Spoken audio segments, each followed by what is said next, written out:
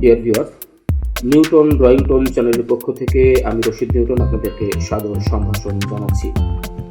চিত্রশিল্প এমন একটি শিল্প যেটির মাধ্যমে আমাদের মনের ভাব যেমন প্রকাশিত হয়, তেমনি আমাদের ভাবনাও কিন্তু বিকশিত হয়। অর্থাৎ আমরা যা আমাদের অন্তর্লোকে যে ছবিটি ভাসছে সেটি কিন্তু আমি ক্যানভাসে অর্থাৎ কাগজে ফুটিয়ে তোলবার কিন্তু চেষ্টা করি। তো চলুন দেখা যাক আজকে আমাদের আয়োজনে কোন ছবিটি আমরা আঁকতে চলেছি।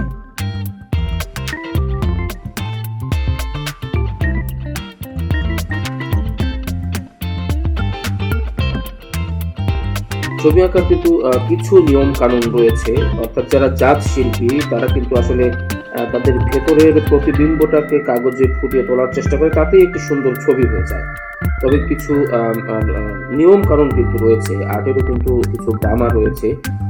আমরা যেমন ছোটবেলায় অ আ ক খ শিখে কিন্তু আমরা পড়তে শিখেছি, লিখতে শিখেছি, আর্টেরও তেমন কিছু নিয়ম কানুন রয়েছে।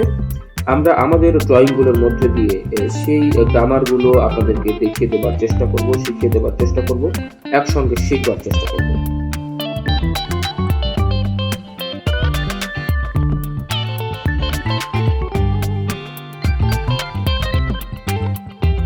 ডিয়ার ভিউয়ার্স, ড্রয়িং এমন একটি শিল্প, অর্থাৎ চিত্রাঙ্কন এমন একটি শিল্প যার মাধ্যমে আমাদের প্রতিভা যেমন বিকশিত হয়, প্রকাশিত হয়, তেমনি আমাদের ভেতরের যে একটি আকুতি, অর্থাৎ মুখের ভাষা ব্যবহার না করেও পেন্সিল, পেন বা রং তুলিতে যে মনের ভাব ব্যক্ত করা যায়, এটি কিন্তু ড্রয়িংয়ের একটি অন্যতম বৈশিষ্ট্য।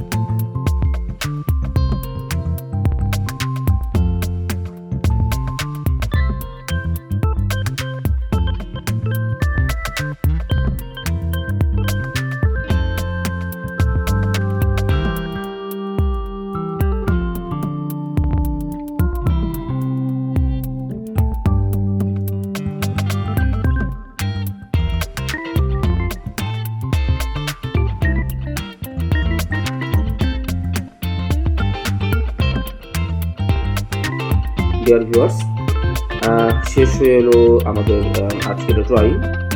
আপনারা দেখতে পেয়েছেন যে ছবিটি আমি এতক্ষণ ধরে আঁকার চেষ্টা করছিলাম সেটি কিছুটা কিন্তু শেপে নিয়ে আসতে পেরেছি। অর্থাৎ নিশ্চয়ই আপনারা বুঝতে পারছেন যে স্টেপ বাই স্টেপ একটি নিয়মতান্ত্রিক ধারাবাহিকতার মধ্য দিয়ে কিন্তু আমরা এই ছবিটি, এই ড্রয়িংটি বা এই চিত্রটি কিন্তু শেষ করবার চেষ্টা করলাম। আর্টের মধ্যে কিছু গ্রামার রয়েছে, কিছু নিয়ম কানুন রয়েছে যেগুলো জানলে আসলে ড্রয়িংটা ভীষণ সহজতর হয়ে ওঠে এবং অত্যন্ত জীবন ঘনিষ্ঠ বা জীবন্ত মনে হয় সেই ড্রয়িংটি। তো আপনাদের কেমন লাগলো জানি না, যদি ভালো লেগে থাকে লাইক কমেন্ট করে উৎসাহিত করবেন। সবাইকে অনেক ধন্যবাদ।